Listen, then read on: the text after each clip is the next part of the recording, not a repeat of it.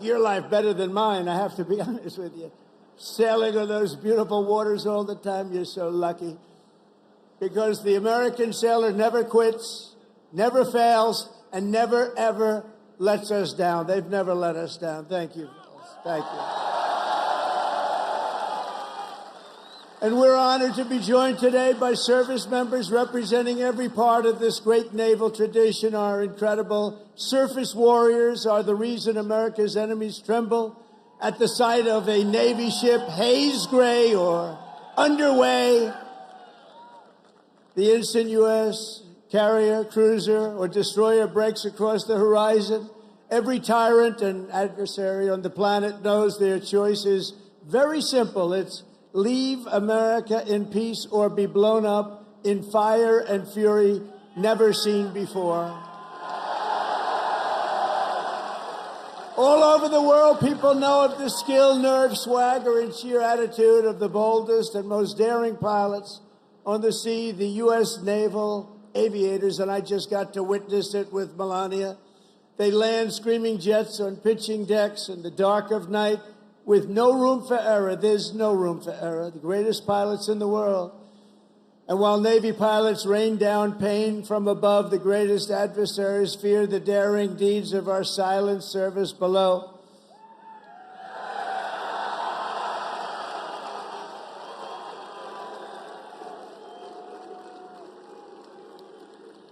They prowl and strike from crushing depths, unseen, undetected, and unstoppable.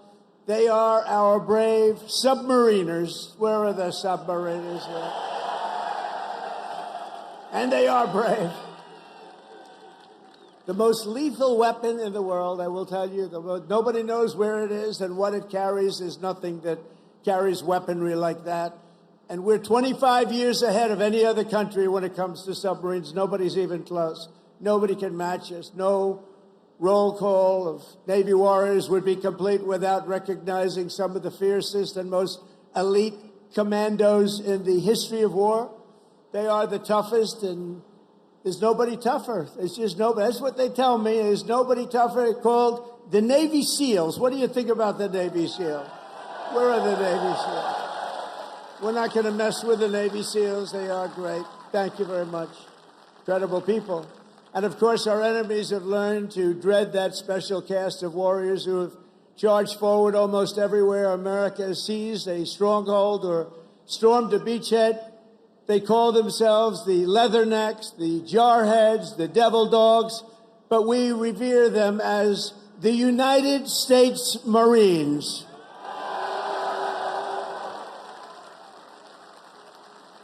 Incredible people.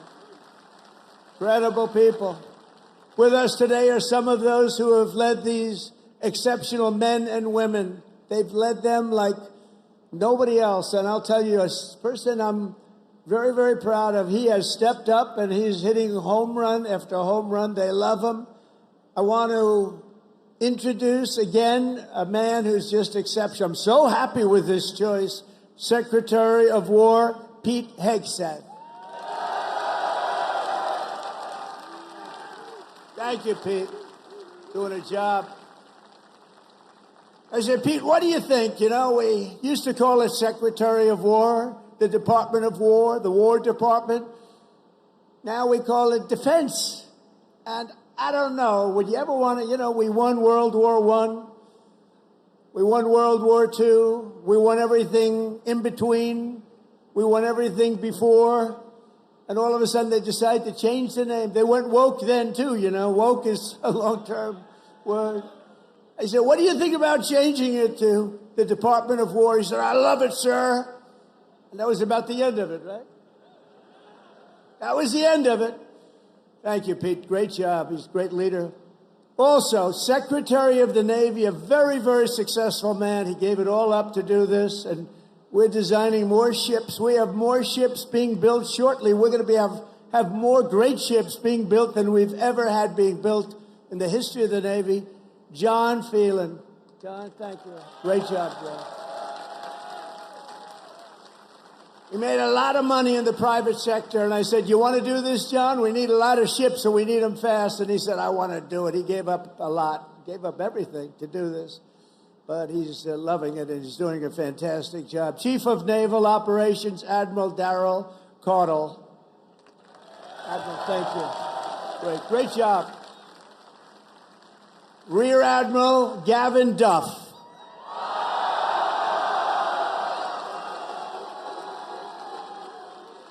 And along with so many different people here, they could introduce them all day long. I don't want to do that because we got to get to business, talking a little bit about war and peace.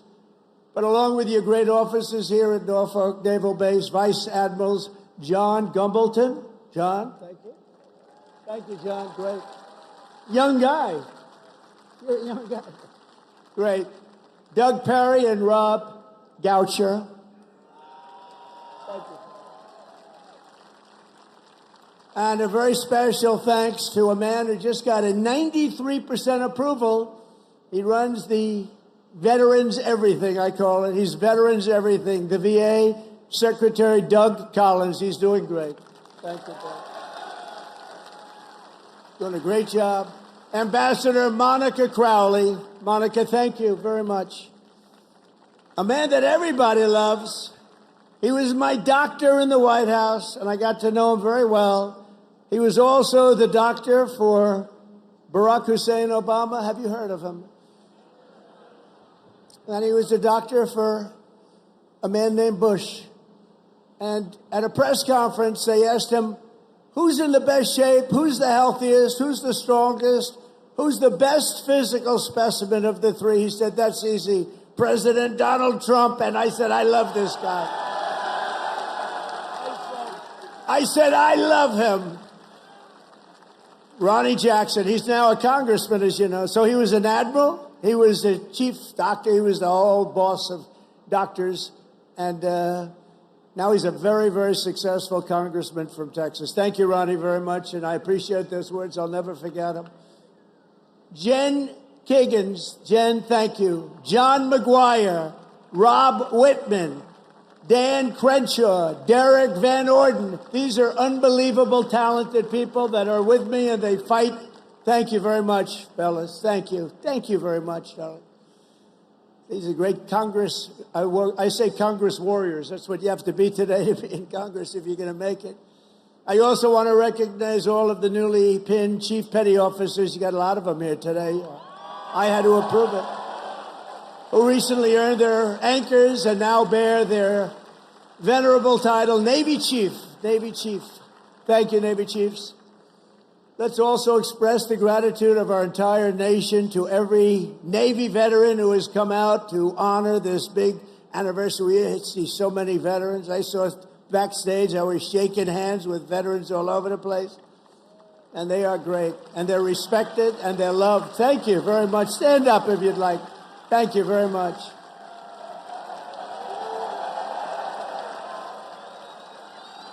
They're really loved. I saw it backstage. I saw so many veterans, and my hand will never be the same. Thank you very much. A great honor. And a very special thanks to the countless Navy families who support our sailors with such love and devotion. None of what are, and think of this, without them, you wouldn't be celebrating today. Many of you would not be doing very well. Male or female, you wouldn't be doing very well. So we want to thank our family members, right? All of them. Parents, husbands, wives. Thank you. Thank you very much. From the American Revolution until today, the story of the U.S. Navy is a tale of loyalty, sacrifice, and commitment stretching back 250 years. So we're celebrating 250. I almost thought I wouldn't get to do that because I was president in 2016, and then they rigged the election on me. And then we caught him, didn't we? We caught him, but, you know, we had to run it again. I ran it again, and I got 250, and I got the World Cup, and I got the Olympics. Can you believe all of it? In my first term, I was the one that got the Olympics. I was the one that got the World Cup. And I said, you know, the sad part is, maybe I'll go, maybe I won't even be invited because it won't be during my term. I would say, if we're a Democrat, I might not be invited. They don't love me exactly too much. And then when this happened, now all of a sudden they got all three. But you know what's the most important? 250 years is the most important, above World Cup, above Olympic. But we got them all coming. And on June 14th, next year, we're going to have a big UFC fight at the White House, right at the White House, on the grounds of the White House. When the Continental Congress formed a fleet of just 2 ships in October 1775, many scoffed at their chances against the most powerful empire on earth. That was the most powerful ever, relatively speaking. We had 2 ships. We had nothing other, but we had great heart. They didn't know the audacity and the grit of the American sailor. They had no idea the war for independence gave us some of the greatest American heroes of all time, including the father of the U.S. Navy, Captain John Paul Jones. You know that. When a far stronger British ship demanded his surrender, Jones yelled back that timeless battle cry right now: "I have not yet begun to fight." Don't ask me for that. Think of that. I could just see it. He's a wise guy. He's asking, I haven't even begun to fight. And he knocked the hell out of him. In the War of 1812, Captain James Lawrence shouted his final words to his crew as blood streamed down from his mortal wounds. "Fight her till she sinks," he yelled. "Don't give up the ship." Don't give up the ship. These are all incredible, very, very famous statements now, with years and time, very famous. Don't give up the ship. I say it all the time. You're a little behind. I say, don't give up the ship, and we win. We all know how to win. Today, that eternal creed is written into the hearts of every sailor in the fleet.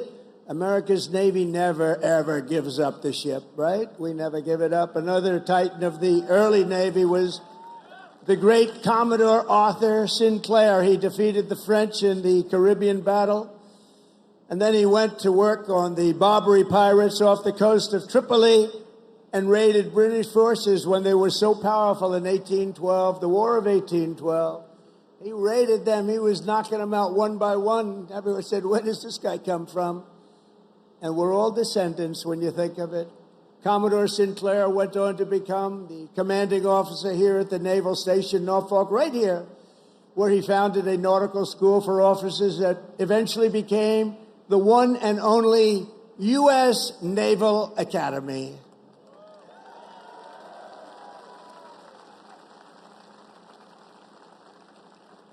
And I'm going to be at your Army-Navy game this year. Who am I going to root for, huh? You may be surprised. It's going to be great. We're going to be here. Generations of the Commodore's descendants have forged their own towering legacies of service in the Navy, and we're joined today by his 5th great-grandson, Commander Link Mustin. Where is Mustin? Commander Mustin, where are you? He's here. Wow, look at this handsome guy. That's good genetics. He's got good genes. Thank you very much. Commander, thank you for continuing a family tradition that has endured for 2.5 centuries. Can you believe that, huh? I wonder if they were as good looking as you. I doubt it. You just got better with age, right? Congratulations. Is that young man your boy? Wow. He beat you. They beat you. That's what we want to see. Over the generations, our Navy sailors raised Old Glory above the streets of Veracruz, sent the Spanish fleet to its watery grave in Manila Bay, and buried the vicious German wolfpacks at the bottom of the sea. Those were vicious, vicious wolfpacks. They were brutal. They were hitting us hard, and then we came up with the answer, didn't we? We came up with the way to knock them out, and we were knocking them out so fast they didn't know what to do. It was really the end once we discovered the secret through some brilliant minds. A lot of them are descendants of the people here right now. In every era of conflict, the Navy has never failed to hunt, kill, and to win. Never failed. Never failed. In World War II, Admiral Bull Halsey's motto, hit hard, hit fast, hit often. And that is exactly what the sailors do. One of those warriors was Submarine Commander Eugene Fluke, who sent more Japanese tonnage to the ocean floor than any other man in history. I don't like to talk about it too much now. You know, they've been a nice ally, but anybody from Japan here right now? We'll get off the subject immediately. But think of it, sent more tonnage to the bottom of the sea, one after one. Aboard the famed USS Barb, he destroyed a Japanese tanker and a carrier with a single salvo to his men's chagrin. They were very concerned about it. They didn't think we could do that, and he just knocked them out one after another. And again, torpedoes were flying, but his greatest feat came when he spotted 30 enemy ships at port off the coast of China. You know that, a very famous story. Commander Fluke ordered his men to their battle station, slipped into the harbor, and sank 6 vessels at one time before taking off into the beautiful, wild blue ocean. He received 4 Navy Crosses, the Legion of Merit, and the Congressional Medal of Honor. That was a brave guy. In recognition of the incredible achievements of the USS Barb under his command, this December we will lay the keel of a brand new Virginia-class submarine bearing that same legendary name, and his grandson, Tom, will be there to pick it up. Tom is with us today, and I want to thank you for keeping that great legacy around. Where is Tom? Oh, look, stand up, Tom. Great. Good, Tom. Thank you. That's good. That's good genes too, Tom, isn't it? That's good stuff. Thank you very much, both, for being here. From Midway to the Coral Sea to Leyte Gulf, American sailors fought the most epic naval battles in history. And at Normandy, the Navy led the greatest armada ever formed to deliver the single largest invasion force the world has ever seen. One of the sailors who did it was Felix Maurizio, who enlisted at age 18 and trained right here in Norfolk, trained right here. On D-Day, June 6, 1944, Felix manned an amphibious landing craft that did 6 harrowing runs to Omaha Beach. You all know about it. These are all famous fights. He delivered hundreds of American troops into the battle, including his brother Sal. Felix lost so many of his friends that day, but he kept fighting. He kept going out there, getting more soldiers, getting more of everything. He just kept coming. They couldn't stop him, and went on to serve in the Pacific under the great Admiral Nimitz. In February 1945, he spent his 21st birthday landing Marines on the blood-soaked sands of Iwo Jima, one of the bloodiest, toughest battles ever. Historic battle. 6 months later, he was aboard the USS Talladega in Tokyo Bay. When Japan surrendered, they said, I don't think we want Felix hitting us anymore. And he retired as a chief petty officer in 1966. This year, Felix celebrated his 100th birthday, and he is here this afternoon as a living testament to the glory of the United States Navy. Wow.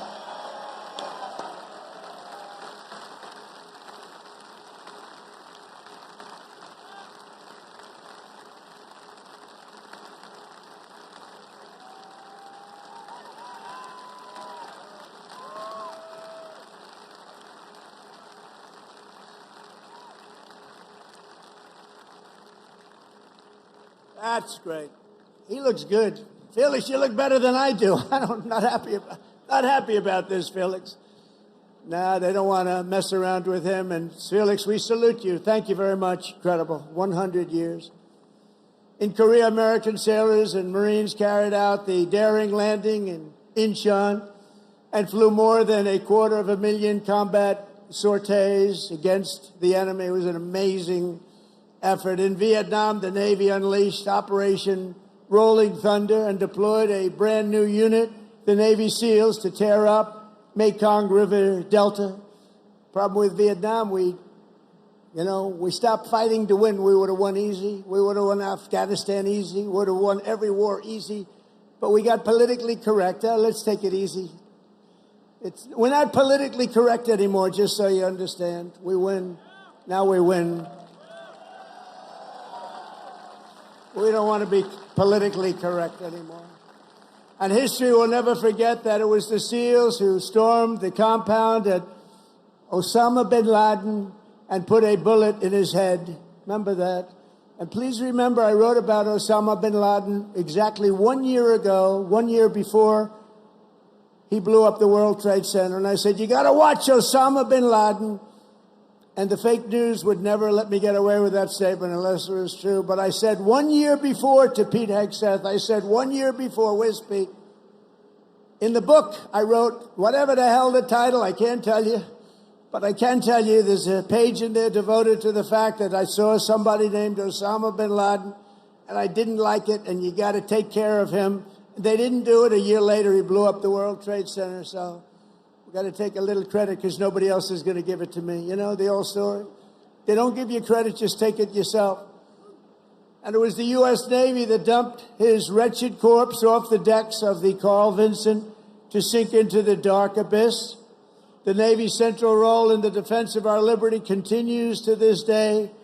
Just a few months ago, the Ohio-class guided missile submarine played an indispensable part in one of the most spectacular military feats the world has ever seen, the obliteration of Iran's nuclear sites in Operation Midnight Hammer. How did that work out? Pretty good, right?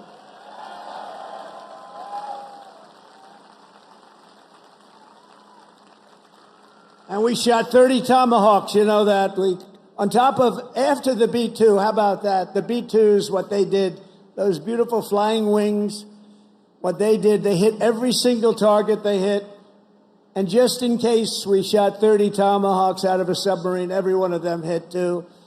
So I would say Iran was not particularly thrilled. They were going to have a nuclear weapon within a month. And now they can start the operation all over again, but I hope they don't, because we'll have to take care of that too if they do. I let them know that you want to do that, it's fine, but we're going to take care of that, and we're not going to wait so long. It should have been done long before I came along. You know that I had the pilots of the B-2s in my office, the famous Oval Office. I had them in the B-2s. They came in to the White House, and we talked about it. They said, you know, sir, for 22 years, our predecessors and us trained for that hit. For 22 years, they were training to take out the nuclear potential of Iran. He said, but it was only when you came along that we did it. And they were so happy that they did it. But they've been training for that hit for 22 years, but no president wanted to do it. They would have had a nuclear weapon within a month, probably within a month or shortly thereafter. And speaking to them would have been much more difficult. In recent weeks, the Navy has supported our mission to blow the cartel terrorists the hell out of the water. You see that?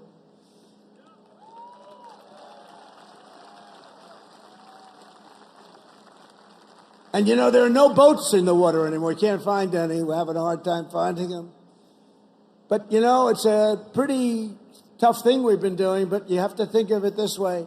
Every one of those boats is responsible for the death of 25,000 American people and the destruction of families.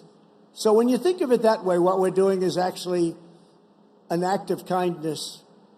But we did another one last night. Now we just can't find any. You know, it's the old story. We're so good at it that there are no boats. In fact, even fishing boats, nobody wants to go into the water anymore. Sorry to tell you that.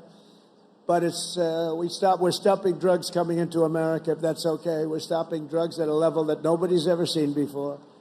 Last year, we lost, I believe, 300,000 people. And that's not talking about the destruction to families. Every one of us knows families that have been destroyed because the son, daughter, even mothers and fathers are destroyed by the fentanyl pouring in and drugs pouring in. Well, they're not coming in by sea anymore, so now we'll have to start looking about the land, because they'll be forced to go by land. And let me tell you right now, that's not going to work out well for them either. And it was the Truman carrier strike group that unleashed American fury on the Houthi terrorists in the Red Sea.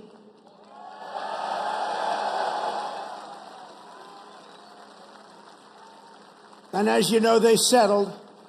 But they settled because they made the statement to us, we've never been hit like that ever before. And earlier this year, conducted the single largest airstrike from an American carrier in history. That was the largest ever. I want to express my personal thanks to every single sailor who contributed to these phenomenal victories. We only know victory. We're only going to know victory. We don't want to know the other word. We want to know victory. We're going to have great victories in the years to come. Well, at least for almost 3.5 years, we're going to have great victories. I want to thank a group of women from North Carolina. Look at these great. Will you stand up, please? These beautiful women have followed me. This is number 151. You could call a rally. This is sort of a rally. Let's face it. This is a rally. This is a speech of love. We all love our country. But that group is from North Carolina. They're up to about 151 visits. They have a whole group of them. I never see their husbands. I don't know what's going on with their husbands. I assume, do they still love you, the husbands? Yes, good. But I want to thank you. 151, they've been following me since 2016, and you look even better now than you did then. But I want to thank you very much. It's a really group. They love our country. They like Trump, but you know what they really do? They love our country. And we have the right policy, right? We have policy. We don't want crime. We don't want men playing in women's sports. We don't want transgender for everybody. We don't want to have open borders where millions of people come into our country from jails, from prisons, from mental institutions and insane asylums, drug dealers, murderers. 11,788 murderers were allowed to come into our country. A lot of them are gone. And by the way, Washington, D.C. is a safe place right now. It went from one of the most dangerous cities in our country, can you believe that, to probably the safest, among the safest in our country. Nobody's being hit anymore. It's very safe, and I want to thank you. A lot of the people here have helped. A lot of the people in the audience are people that have straightened them out. It took 12 days, think of that. Now we're in Memphis. We're doing the same thing in Memphis, and we're going to Chicago. You know, we have a governor that thinks it's wonderful when 50 people in a short period of time were murdered in Chicago. Over 200 people were hit. And so we send in the National Guard. You know what? We send in what's ever necessary. People don't care. They don't want crime in their cities. And we're doing it, and we're doing it well. We're doing it like nobody's ever done it before. So I just want to tell you, you're very close to D.C. The restaurants are thriving. The restaurants are dying. They were closing one after another. Now they're thriving. They're opening up beautiful new restaurants. Washington, D.C. is safe. And I even went there and had dinner the other night. And I stood right smack in the middle of the street. Secret Service was thrilled. And I gave a news conference. It's a safe place now. Washington, D.C., it's always going to be. Our nation's capital is always going to be safe. We're never going to let that happen again, what happened there. One of the most beautiful places. We're doing a big beautification program. It'll take me very little, very short, but we're doing a beautification program to go along with the security and safety. We're getting rid of the graffiti, the potholes, the broken medians between roads. We're doing a real job, and you'd be proud of it. I think everybody here is proud of it, frankly. That's our nation's capital, and that has to be clean, beautiful, and safe. The U.S. Navy always stands for America. As your commander-in-chief, I will always stand for you. I promise you that. You know that. That's why you voted for me in numbers that nobody's ever seen before. And I want you to know that despite the current Democrat-induced shutdown, we will get our service members every last penny. Don't worry about it. Don't worry about it. You'll worry about it. Do not worry about it. It's all coming. It's coming. And even more because I'm supporting the across-the-board pay raises for every sailor and service member of the United States Armed Forces. But we have to take care of this little gnat that's on our shoulder called the Democrats. They want to give all of our money to illegal aliens that pour into the country. And, you know, I have a bigger heart than they do. But the problem is when you do that, they come in by the millions. Everybody wants that, so you can't do it. But I've also pledged the largest ever investment in our military's history. We're spending over $1 trillion. We've never had anything like that before. $1 trillion on our military, and that includes, along with your Secretary of the Navy and Pete Hegseth, we're going to be building lots of ships and doing a lot of things that you haven't seen happen for 35 years. We'll soon revitalize our once great shipyards with hundreds of billions of dollars in new investments and people coming from all around the world, and they're going to build ships in America. We want them built in America. And as I told our generals and admirals last Tuesday, we are getting wokeness the hell out of our military. It's gone. It's really gone. I don't know that it was ever really here. I think some of the top people had it. I knew a few of them that they were major losers, but they were losers. Unlike our great general, the chairman of the Joint Chiefs of Staff, who may be here, Dan Raisin Cane. You know Raisin Cane? When I heard his name, I said, that's the guy I'm looking for. But he's been an amazing warrior, and he was the one headed up the attack on Iran. And everything he's touched has turned out great. He knocked out ISIS. So I was told it would take 4 to 5 years to beat ISIS. When he came on board, he did it in 4 weeks. We knocked him out in 4 weeks. 100% of the ISIS caliphate. Is Dan Kane here? He is, you know why? Because he's working. That's the one thing. We don't have to worry about him. But he is a fantastic man. It's the man I wanted right from the beginning. I said, if I ever do this again and if I could get lucky enough to win, because we have a base like nobody in history has had, I said, I'm going to pick Raisin Cane as the chairman. And that's what we did, and he's been incredible. We will not be politically correct when it comes to defending American freedom. That's why we have renamed the Department of Defense at Department of War, as I said, and we have changed the name of the Gulf of Mexico to the Gulf of America. That was easy. That was an easy one. For years I've looked at it, and I added it up, and I figured we have 92% of the frontage. I say, how come we call it the Gulf of Mexico? I mean, I wouldn't say that Mexico is thrilled with me, but what are you going to do? It's the Gulf of America, and I love it now. I was watching the other night a report, and they said very routinely, in the Gulf of America, this is the, they just went on to talk about it. They didn't do it with a smirk or a smile. They didn't say, in the Gulf of America. No, it's called the Gulf of America now, and nobody's playing games with it. We got sued by the Associated Press, and they lost. In fact, the judge was so good, he said, he's calling it the Gulf of America. He's got all the approvals. You have to do that, too, to the very liberal Associated Press. They got thrown out of court. In fact, they're almost not allowed to cover me anymore because of that. It was a big hit. So I'm very proud of that. Under our leadership, the spirit of the American forces is soaring like it has never soared before. I think right now we have more spirit than we've ever had before. After years of recruiting shortages, we couldn't get guys or gals to become sailors. 1 year ago, they didn't want to be a sailor. Although I must say, once I said we're going to run, a lot of people, it made it better. But let's go back 2 years, and it was even worse. Because there was no hope. We had this horrible, horrible president who had no clue what the hell was happening. The chances of him walking down those stairs successfully were not good. And I have to be careful, because one day I'm going to probably fall. No, the North Carolina women said that will never happen to you. I always say, walk down the steps nice and slow. You ever notice I do nice? I don't have to bop down the stairs. Walk nice and slowly. But we have a waiting list. Think of this. We have a waiting list for people wanting to get into the United States Navy, the Army, Navy, Coast Guard, Marines, Space Force. Oh, we love Space Force. But think of it. We have a waiting list for every branch of government now. And that includes police and firemen. Nobody wanted to be a policeman. Now they want to be a policeman. Now they want to be in the Navy. They want to be in the Air Force so badly. The Marines, the Army, they want to be in all of it. They love Space Force. I love Space Force because I created Space Force. That was my thing. And it's going to turn out to be one of the most important.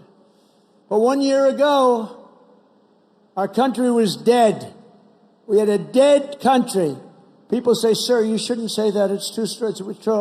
We had a dead country, and today we have the hottest country anywhere in the world by far. 1 year, think of it. 1 year ago, we were dead. The king of Saudi Arabia said to me, President, 1 year ago, we thought we lost America. We thought it was a dead country, and now you have the hottest country anywhere in the world. He said that. I use this term. And I'm pleased to say that 2025 was the Navy's single best recruiting year ever. Not bad. So you went from those embarrassing headlines of a year ago. Think of it. Nobody wants to go into the Navy. How does that make you feel? Now you have a different problem. You know what the problem is? Everybody wants your job. I like that better, right? No, but nobody's going to take your job. You were with us when it was not as nice. It wasn't as nice. Those are the people I like the best, too. The people that were with me when it wasn't looking so good, like these ladies from North Carolina. They were with me when it wasn't looking that good. A lot of fake scandals were created, all fake. One of those eager new recruits is 18-year-old Aiden Rollins, a recruit like I'm so proud of. Aiden's father was a sailor, his grandfather was a sailor, and after 4 years of Navy ROTC, it is Aiden's turn to carry on that tradition. When he enlisted in April, his father, Daniel, a Navy veteran, was so inspired that he decided to re-enlist too. Wow. I'm delighted to say that father and son are here with us today representing the future of this great fleet. Please, Aiden and your father, please stand up. But wow.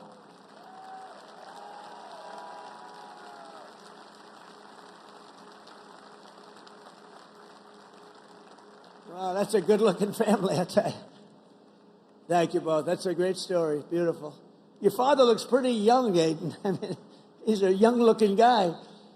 Every sailor, aviator, submariner, and shipmate in the Navy inherits a tradition of excellence and daring, power and glory unmatched in the long saga of mankind's voyage on the sea. From that first ship, the schooner Hannah, to the awesome sight of a modern carrier battle group underway, the U.S. Navy has always been the iron will of a proud and mighty nation pushing forward through the currents and over those big, beautiful waves, through the spray of raging combat and the fog of naval war. America's sailors have proven time and again that our Navy does just the best job there is. Anything having to do with sailing the oceans, there's nobody to compete. We own the skies, we stalk the depths, and we rule the seas like nobody has ever ruled the seas. From Boston Harbor to Hampton Roads, from the Philippine Sea to the Red Sea, from the Guadalcanal to the vast, great Atlantic Ocean. Our sailors have seized triumph upon triumph. We don't know anything about defeat. We heaped honor upon honor and carved greatness and splendor into the pages of history. We only talk about the Navy and only use that word, splendor. We also say victory because that's the other. We have splendor and we have victory on gun decks and flight decks. In torpedo rooms and cockpits, they have poured out their blood, sweat, and tears and offered their very lives to defend this land between the seas. They have crossed icy canals, leapt from burning wreckage, plunged into frigid waters, soared into deadly skies, and slashed across the mine-infested bays to claim American victory and to defend the cause of liberty, to defend, quite frankly, the American flag. In every era and every part of this globe, our sailors have fought with courage in their hearts, patriotism in their souls, and salt water in their veins. You have that salt water. Don't let the doctors change it. Keep it, because there's nothing like it. There's no blood like it. And standing before all of you today, I know that whatever our nation is threatened and whenever they need help, whenever duty calls, American sailors will hoist our flag high and they will rally to Admiral Farragut's immortal battle cry, "Damn the torpedoes, full speed ahead, go, you son of a gun." With your help, we will fight, fight, fight. We will win, win, win. Because of you, our Navy and our country will always be proud and righteous and mighty and free. Congratulations once again on 250 years of total dominance. Sail fast, stay strong. Thank you. God bless our sailors, and God bless the United States of America. Thank you very much, everybody. Thank you.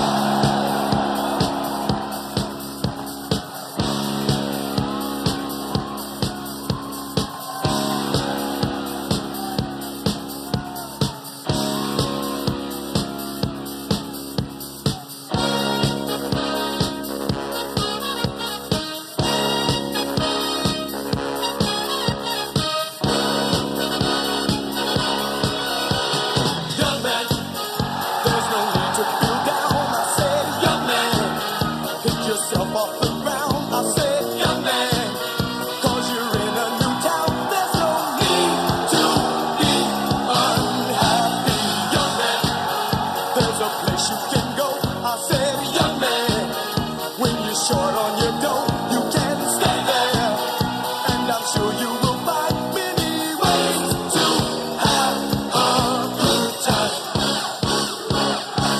It's fun to stay at the YMCA. It's fun to stay at the YMCA. They have everything for your men to enjoy. You can hang out with all the boys. It's fun to stay at the YMCA. It's fun to stay at the YMCA. You can get yourself clean. You can have a good meal.